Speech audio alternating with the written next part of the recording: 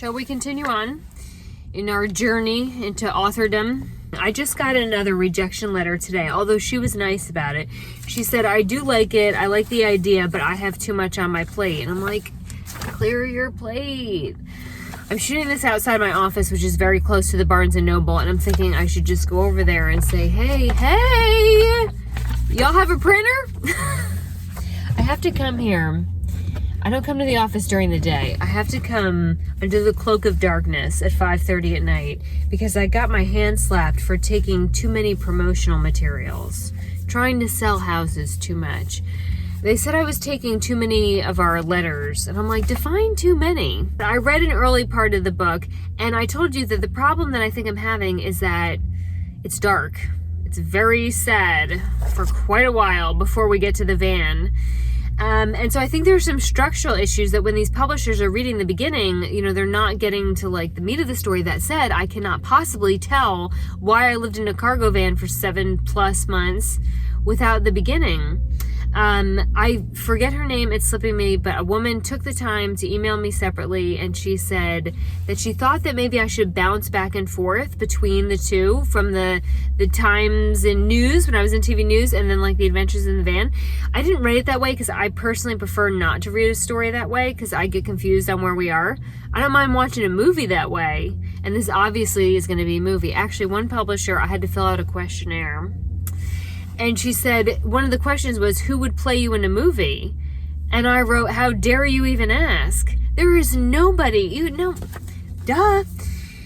So there may be some structural issues. I got a quote today for editing, and it's $4,000. $4,000. I don't know why I'm selling houses when I could be reading books and getting paid for it. But an editor to look at the actual structure of the book and see if it's outlined the way it needs to, and there's probably a ton of grammar. I know there is.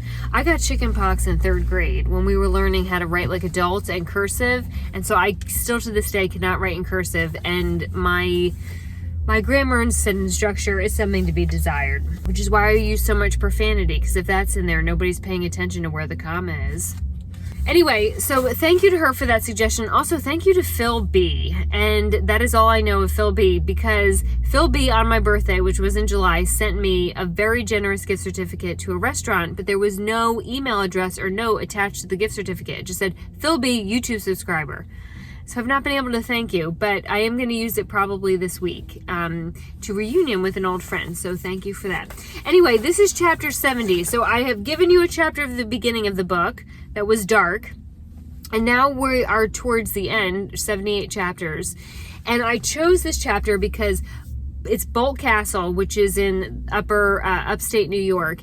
And they had to ask me to leave. I mean, I was just everything I love about old houses and stories, and I would not leave this. Oh, it was so amazing. But it was also the day that I knew that the adventure was over. And so I think these are two, and maybe it does make sense to go back and forth. I don't know. I'm not an editor. I'm just going to have to pay one a lot of money. So anyway, this is chapter 70, and this is towards the end of the Big Babe Bus adventure.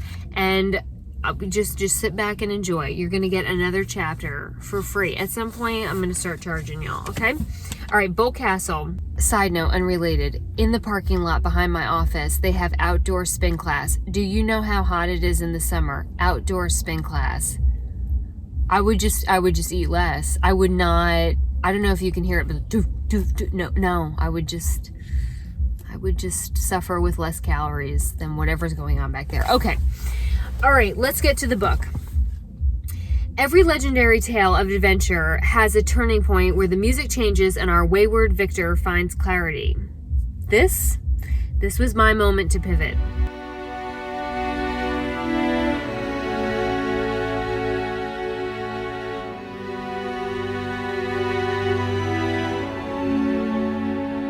Tales of woeful love are not novel. Romeo and Juliet had something of a timing issue. Jane Eyre and Mr. Rochester had a kooky lady in the attic. Scarlet and Rhett, a civil war. Every Nicholas Spark book, a bunch of lustful millennials being dramatic out in the rain. George and Louise had something different. The problem with getting to Bolt Castle is that unless someone told you, both you and Siri won't realize it's on its own private island. The smug voice coming through your phone will insist that you will Jesus walk across the St. Lawrence River to get there. Each time I missed my turn, I had to cross a toll bridge. After the third payment installation, the toll booth attendant took pity on me and scribbled out a second grade level road map. The only means of accessing Bolt Castle was by ferry. Is it worth the hassle to get out there, I asked. Do you want to feel like a princess for a day? He smirked. Let the record show that there are stupid questions. Did I want to feel like a princess? Is the Pope Catholic? I'd get to be both in a castle and I'd get a great story, and that is why I bought that damn cargo van. George C. Bolt, millionaire, hoteler, New York City society, devoted husband to Louise. George first laid eyes on Louise in 1876. He was 26 years old, a Prussian immigrant who got down on one knee right before her 16th birthday. It must have been true love because George didn't have... Gosh, sometimes I reread these and I'm like, wow, maybe this isn't why it's getting published. But this is how I talk. It must have been true love because George didn't have a pot to tinkle in. He was working in the hotel kitchen. With his best friend and most trusted business partner at his side, George became the proprietor of the Waldorf Astoria Hotel in New York City. In 1895, George needed a Valentine's Day gift for his sweetheart. He bought Hart Island on the St. Lawrence River and promptly named it Hart Island. It was Hart, H-A-R-T, and he renamed it H-E-A-R-T. Then he added a lagoon and marina, so the land was literally shaped like a heart. That's some big love, big money flex right there. George hired 300 stonemasons, carpenters, craftsmen, artists, and gave very clear instructions. No expense was to be spared in building his beloved, her very own palace. Extra care was taken to hide shapes of hearts throughout the moldings, carvings, and engravings decorating every square inch. Unbeknownst to George, his February 14th trinket of affection would forever ruin the chances of any man who showed up with flowers and chocolates. As though we even get that anymore. It would have 120 rooms, 6 stories, a children's playhouse that looked like a medieval tower, a mini castle powerhouse, and a tunnel system. Whatever made Louise happy inspired its design. She adored large dinner parties, so the dining room was built to seat 24. George was not a dancer, but Louise loved to twirl, so a sprawling ballroom was added, encased with elegant plaster moldings to enhance the acoustics of live music. George likely wouldn't be out there with her on the dance floor, but such considerations were never considered at all. Bolt was only given life because it would give Louise joy. Coming from humble roots, the Bolts had largely been ignored by high society. Now, they would have a grand estate of their own. Bolt Castle was a 60,000 square foot symbol of adoration, destined to become a monument of loss. The boat ride to Bolt feels like a Disney theme park ride, minus the creepy puppets. Surely that magnificent stone palace up ahead of me couldn't possibly be someone's home. It was the middle of the day when my feet hit the island. Knowing the inside would be packed until closing time, I wandered around the outside. The Children's Play Tower was my first stop, seemingly built in the river, like its own little fortress. I remembered my first playhouse. It was made out of plastic. Here, the walls were lined with hand-carved wood moldings and panelings. I followed my finger along every curve and cut as I walked, retracing in my mind how so many years ago a carpenter stood there, etching so much beauty out of a raw piece of wood. The interior of the playhouse was under heavy renovation. Genetically unable to mind my own business, I waved one of the crew over and asked how on earth they were piecing back together a time period that couldn't be bought at Lowe's. Very carefully, he winked. It was abandoned for all those years. This was abandoned? I asked, surprised. Why? He nodded towards the house and picked his nail gun back up. Go see inside. It's impossible to give adequate perspective about the size of Bolt Castle, both here on paper, but also once you're on the island. You can't get far back enough to see end to end without some of that Jesus walking on water. Of the many doors leading inside, I found what I assumed was the main entrance and huffed it up the hill past all the selfie sticks. A volunteer opened the door as I got close. When I stepped inside that main hall, my soul may have actually left my body. An imperial staircase made of Carrara marble leading high up above to the ceiling, crowned with a stained glass dome. Looking up into the majesty that was the central hall of the home, I knocked over one piece of furniture and plowed into a docent unintentionally. I apologized to neither. For at least a few seconds, I needed to share a space and time with Louise Bolt. I will not admit how many times I walked up and down those stairs. As I had done in all the marvelous homes I'd found so far, I placed one hand on the railing right where generations before me had done so, with each step trying to imagine life all those years ago, with elaborate corset dresses, formal dinners, and the receiving of guests. Today, I do not receive anything besides Amazon packages, and even those I leave outside long enough to ensure the delivery driver is long gone, lest I open the door and be forced unwillingly into small talk. The most sophisticated dinner I've ever hosted involved actual paper napkins, folded diagonally, of course, instead of torn paper towel pieces.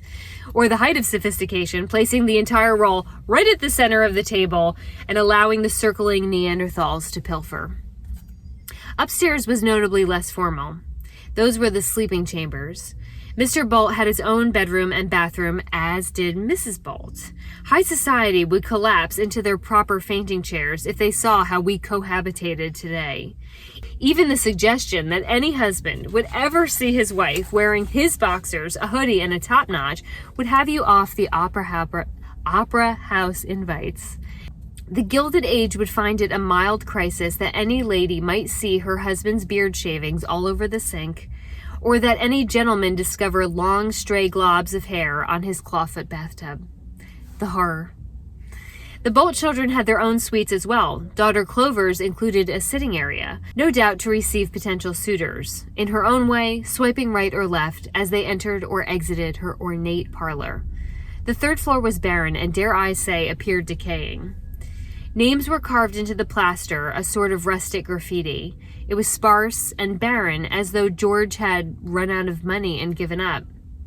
Confused, I swirled back down the stairs like I owned the place, to find two docents resting their tired feet on a bench. I don't mean to alarm you, ladies, I smirked, but y'all forgot to decorate the upstairs. You can't have Louise Bolt seeing it like that.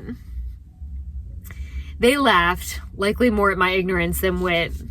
Sweetie, Louise never saw any of this, they said. I slid down the wall to rest near their feet. This was the part of any of my escapades where the reason I landed there was about to unfold in front of me. In 1904, with work well underway at the castle, a telegraph arrived at Hart Island from Mr. George Bolt. Stop all construction. Louise had died unexpectedly. She was only 42 years old. Hundreds of workers laid down their tools. They filled the kitchen with all the pieces of millwork and plaster moldings yet to be installed, stacked so high it was hard to enter. George never returned to the island, and Louise never saw her palace present. For more than 70 years, the island was battered by storms, vandals, and time. The wooden seawall was never designed to handle waves created by motorized boats and shipping vessels. Erosion has been etching into the island ever since. In 1977, the Thousand Islands Bridge Authority bought Boat Castle on the promise that every dollar of admission to see the ruin would be used to stabilize the building. Instead, they did so much more. The public's adoration of Bolt and of George and Louise's love story poured millions of dollars back into those walls. It's allowed for the impossible to happen. The castle will be restored and construction will finish just as George imagined it using the original blueprints. There is still a tremendous amount of work to be done. Only the unfinished third floor is in question. The plans for that area were never found, and it's uncertain what George's ideas were. If you listen closely to the conversations around you, you will hear the observations of people who last visited years and years ago, remarking on how much it's changed since then. In this way, Boldt Castle is a piece of living art. It may never be quite finished as time and maintenance deliver their invoices. There will be perpetually something new to see for generations to come. Sitting on the floor, I became aware that my jaw was hanging open. "She never saw any of this?" I repeated, hoping for a different answer. The two docents just shook their heads softly. It was getting late. Soon there would be only one boat back to the mainland, and I would need to be on it. Staring out the windows, I could see one hell of a thunderstorm coming our way across the St. Lawrence River. As the sky darkened, the house depleted of visitors running back to the small ferries like we were on the Titanic. I finally had a few moments by myself in that grand entrance, and I found the top of the imperial staircase. I tried to recreate in my mind the life Louise never got to live there. I'm just going to add a side note here because I do actually do this in houses, and I probably should add this. I just have this thing about putting my hand on a banister and just like closing my eyes and envisioning what it looked like. And I would do it in my house. The Babe Cave, I knew the history of the story there, and I would just put my hand on the banister and close my eyes and envision Mrs. Fulks Gibson like running up with the new babies and Mr. Fulks Gibson coming down and like the kids sitting there waiting to open their Christmas presents. And I just tried to, share space and time. And I do it in any old house that I visit. And I'll tell you, when I did it at the Biltmore estate, security almost escorted me off the property because people were like totally freaked out why this woman was standing there, eyes closed, smiling, hand gripping the banister. Just leave me alone. Just let me, this is what I do. Just keep walking. You paid the same admission I did. I'm getting diverted. But I am going to add a line in here because that's what I did. I went to the top of the staircase and I put my hand on the banister and I tried so hard to picture what Louise would have looked like in the house because she never got to see it. So in some respects, I was trying to give her the opportunity through me. And this is what I envisioned. George is at the base of the stairs looking up, waiting for Louise to emerge from her room. The guests are already seated at the table. First courses are down, and the musicians are warming up in the ballroom. She's late, but no woman makes a dramatic entrance on time, and that dress takes 2 hours to put on. Louise stops where I'm standing now, waiting for George to notice her. She descends down each marble step in a beautiful gown. He holds up the crook of his arm when she finally reaches the bottom. There's some remark made about how lovely she looks, and off to the dinner party they go. She never got to do that. I didn't look lovely. I looked like I lived under a bridge, but I floated down those stairs with a profound reverence for the foundation of love and loss that Boldt Castle was built on. The sky was near pitch black with thunderclouds, but I wanted one final chance to see the home from its furthest distance, near the smaller castle called the Powerhouse. The powerhouse held a generator which created the island's power and pressured water supply. Sitting entirely in the river, there was an arched stone bridge leading to its door. By itself, it was a storybook architectural marvel with a series of towers and turrets for a roofline. If the Seven Dwarves had a commercial co-working space, the powerhouse would be the obvious choice. The temperature dropped, and I was clearly the only visitor left on the island. Back up at the house, the docents were frantically waving at me to hurry onto the last boat. I took in the sheer enormity of the castle, then narrowed my eyes to find the tiniest details around the 348 windows, the stoic towers, and the intricate eaves. I thought about the extraordinary cost of such a building that was but a mere Valentine's Day gift. Ultimately, none of that mattered. The money, the time, the energy, it was meant to give Louise joy because Louise gave George joy. Without her, it meant nothing. The first raindrops hit my shoulders. For almost a half a year, I had chased all the happiness I had lost, horizon to horizon. I had seen beautiful landscapes and incredible structures. I had experienced birthing a cow and riding out a night of Texas tornadoes. I would have stories about all of it, and I could spend a lifetime telling it. My hard drive was filled with enough photos to keep a stock image website profitable in perpetuity. I was standing at the foot of my life's greatest love affair, a historic home with a story for the ages. But I was alone. I had become but a vessel of memories spewed out on the internet with no one to truly share them with. At my best, my day would end back inside the cargo van, hoping my perspective on the world would garner some degree of relevancy on the internet. I wasn't sharing my joy, I was monetizing my hours. I built a van conversion to look up at this world and discover what truly brought meaning to my life. George built a castle to celebrate the very person who held the meaning of his life. By ourselves, George had a pile of stones. I had a comment section. What we both truly wanted was to share our greatest gifts with the people we cared about, and they weren't around. Damn, Casey. I haven't read this in a while. George and Louise had more money than I ever would, but at Bolt Castle, I was given something she never got, a chance to see it. That was the second gift of Bolt Castle, a reminder that time has unfavorable odds and fate doesn't give a warning shot. Everyone we love is on short-term rent to us. The price of waiting is more expensive than all the marble in the world.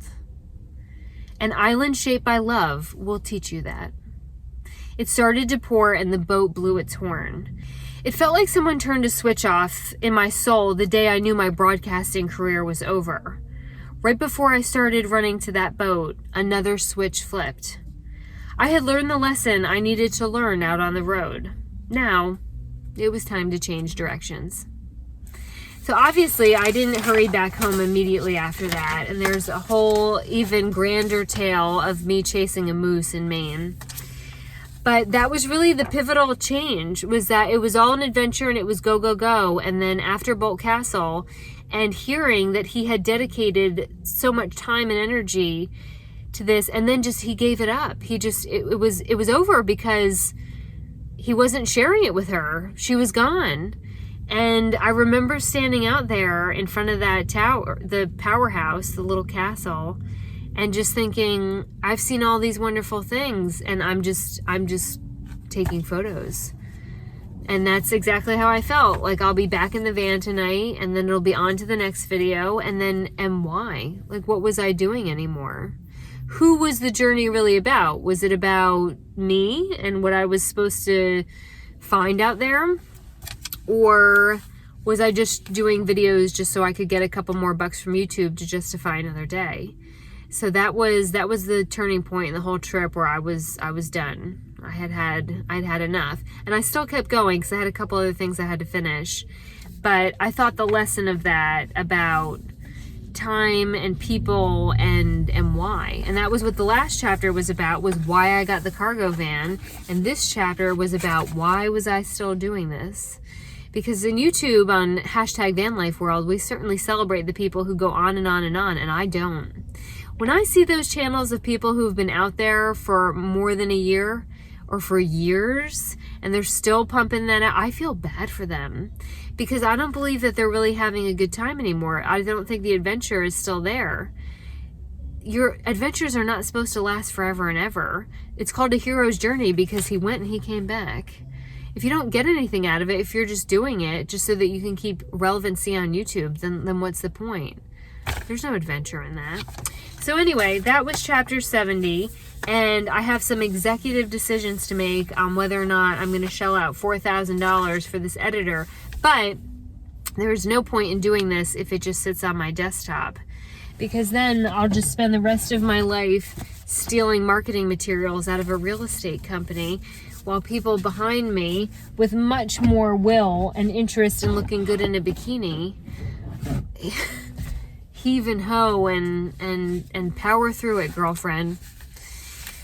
So please, any feedback about that chapter is welcome, and particularly feedback about whether or not you would prefer to read it chronologically, which is how I wrote it, or if there should be some jumping back and forth between where I was in the van and then what precipitated me even getting into the van. That would be very helpful. I'll see you later, weirdos. I mean, she wasn't here to enjoy it with him, and so at that point, the castle had no value. It's a sad story, but it's a good lesson. And on that note, I am officially homesick for all the people in my life who make all of this so enjoyable.